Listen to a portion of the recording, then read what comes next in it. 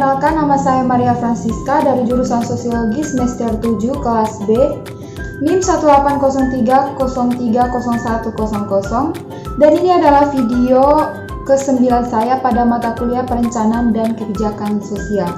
Kali ini buku yang ke-9 berisi tentang virus COVID-19 juga.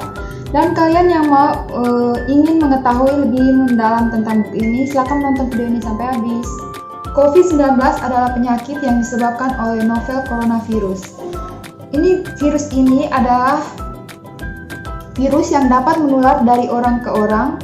Misalkan untuk saat ini, bahwa Anda memiliki pengetahuan yang sempurna tentang apakah Anda individu tertentu yang terinfeksi atau tidak, dan bagaimana mereka yang tidak aman, kita bisa mengisolasi mereka atau mendekati mereka hanya jika mereka memiliki protektif atau alat pelindung diri. Kita bukan organisme pasif dalam penyebaran virus, dan dengan pengetahuan kita bisa mengambil tindakan. Kurangnya pengetahuan yang membuat virus corona menular dan ancaman bagi dunia. Perdebatan dalam buku ini adalah bahwa di hati mereka pandemi adalah masalah informasi. Memecahkan masalah informasi dan Anda dapat mengalahkan virus tersebut. Ada perbedaan besar antara mengetahui seseorang yang berinteraksi dengan Anda menular dan harus menebak tentang apakah orang itu menular atau tidak. Dan dalam kasus sebelumnya, Anda bisa bertindak dan membatasi interaksi. Dalam kasus-kasus terakhir, Anda harus mengambil sebuah resiko. Dan dalam mengevaluasi resiko itu, yang kami pedulikan bukan hanya apakah Anda terinfeksi, tetapi juga apakah Anda dapat melewatinya dengan tidak menularkan itu terhadap orang lain. Dengan pengetahuan yang sempurna tentang virus COVID ini, beberapa orang sakit terisolasi dan hidup pada dasarnya tidak berubah. Tanpa pengetahuan sama sekali dan tanpa intervensi untuk mencegah infeksi, kemudian untuk COVID-19 pada puncaknya, sekitar 20 juta manusia di Amerika Serikat saja kemungkinan besar akan menular pada waktu ke waktu. Tanpa pembatasan aktivitas, probabilitas bahwa Anda berinteraksi dengan salah satu orang yang menular pada hari tertentu adalah 21 juta dibagi 327 juta penduduk Amerika Serikat atau sekitar 6,4%. Dengan kata lain, pengetahuan yang sempurna memungkinkan Anda untuk menghindari semua bertemu setidaknya satu orang yang terinfeksi. Tanpa mengetahui berapa banyak orang yang terinfeksi dan apakah orang-orang tertentu adalah pembawa virus corona, mereka terpaksa mengambil tindakan drastis, yaitu harus mengayunkan palu secara membabi buta pada virus dengan harapan mencegah infeksi menyebar. Ketika virus menyebar melalui populasi dan kita tidak tahu di mana itu terkonsentrasi, kita dipaksa untuk hanya menjaga setiap satu terpisah melalui jarak sosial atau penguncian diri pada kediaman masing-masing. Seolah-olah setiap orang benar-benar terinfeksi, meskipun pada kenyataannya hanya sedikit yang terinfeksi. Yang berikut adalah kemungkinan Ekman. Sebuah pandemi memiliki sejumlah kemungkinan akhir dan beberapa di antaranya pasti lebih menarik dari yang lain. Jadi, mari kita mencoba melihat opsi permainan akhir dari bagian ini. Tujuan akhir kandidat pertama adalah mengembangkan dan mendistribusikan virus corona. Akibatnya, idenya adalah untuk melakukan outsourcing pekerja mengelola masalah informasi untuk antibodi yang mengidentifikasi dan membunuh virus. Jika masuk ke dalam tubuh, antibodi yang tepat akan mengikat dirinya ke virus corona di dalam tubuh dan membuatnya tidak aktif. Oleh karena itu, tidak dapat membahayakan mereproduksi atau menyebar ke orang lain. Sebuah benih vaksin perkembangan antibodi tersebut dalam diri seseorang. Jadi, vaksin adalah pertahanan pencegahan terhadap virus corona, menghindari tubuh harus melawan virus corona itu sendiri dan semua kerusakan tambahan ke tubuh yang mungkin memerlukan vaksinasi.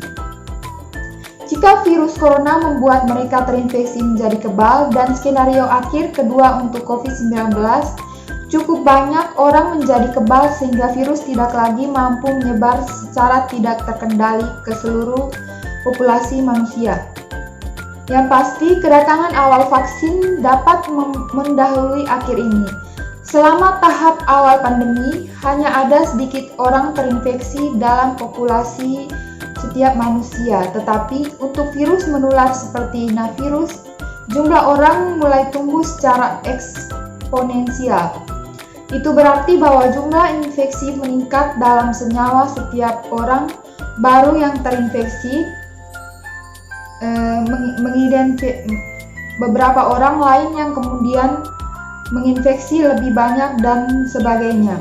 Tapi itu hanya bisa berlangsung selama seorang terjangkit orang pada akhirnya mereka harus bertahan hidup menjadi kebal dan tidak lagi dapat menyebarkan virus tersebut.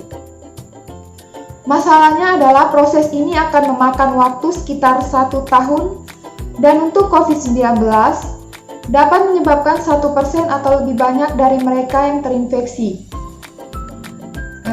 Untuk kota yang berpenduduk 1 juta itu berarti sekitar 9.000 orang mati dan pada puncaknya 90.000 orang di rumah sakit dan membutuhkan tempat tidur dan fasilitas lain pada tingkat 90 untuk setiap 1.000 orang. Maka pada akhirnya akan ada kurang dari 87% dari populasi terinfeksi dan akan ada lebih sedikit kematian karena rumah sakit dapat mengatasi lebih baik. Tapi ini mungkin memakan waktu hingga 3 tahun sebelum virus itu mati. Selama itu harga ekonomi dan sosial dari krisis akan terjadi untuk dibayar. Satu-satunya hal yang dapat mempersingkat proses adalah kedatangan vaksin dan beralih ke permainan akhir itu.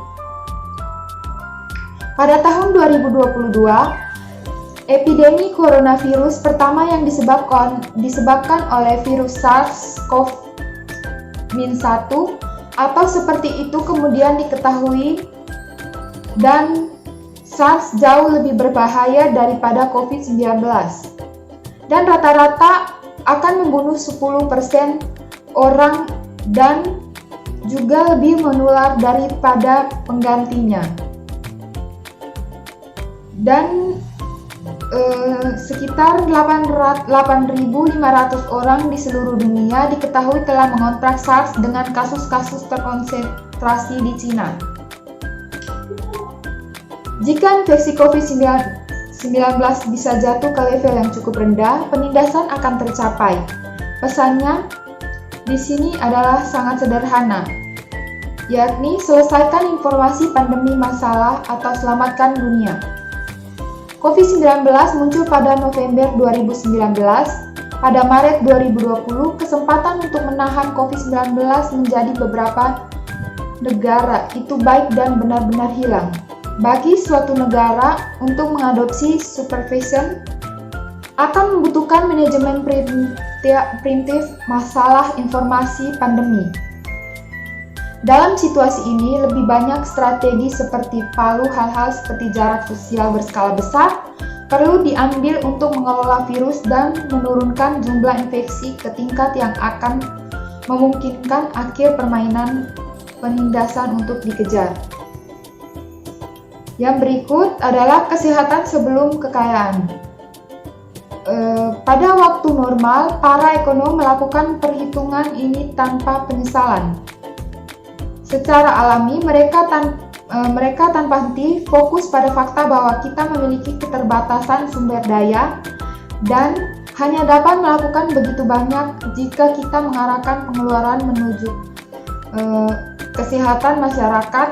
Kita mengorbankan sesuatu yang lain. Namun, ini melewatkan masa kritis. Pandemi bukanlah waktu di mana trade-off pada margin sesuai itu tidak singkirkan pertanyaan tentang bagaimana menyeimbangkan kebutuhan ekonomi dengan kebutuhan kesehatan masyarakat. Tetapi itu menyebabkan lingkungan normal kita institusi atau disempurnakan. Oke, baik teman-teman, video saya kali ini cukup sampai di sini. Jangan lupa like, komen, dan subscribe, dan nantikan video saya selanjutnya. Bye.